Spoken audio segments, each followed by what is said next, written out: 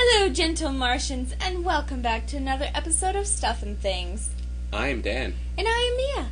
And this is our daily news show where we bring you stories from Canada and not just this world. Also, we come in peace.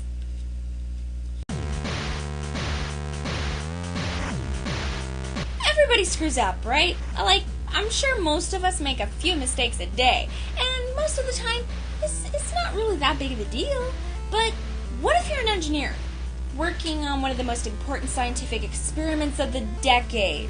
Well, you'd probably take some extra steps, right? Be a little more careful, not contaminate the Curiosity Rover with Terran bacteria, which could then come in contact with water and permanently contaminate another planet. Oops. To be fair, it wasn't so much of a mistake as it was poor planning and some miscommunication. See, before any equipment is set up into space to be used on another planet, it is completely sterilized to ensure that it will not bring any little friends with it and ruin another world's ecosystem. Well, we've done that enough on our own world to understand the consequences.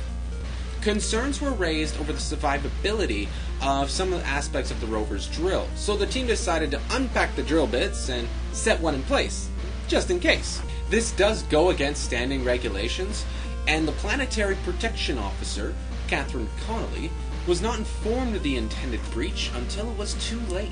The entire NASA team is split on the issue, since the risk of contamination is quite minimal unless the rover encounters water, which is pretty much highly unlikely, and this now has officials praying that they do not discover the precious liquid, considering the risk.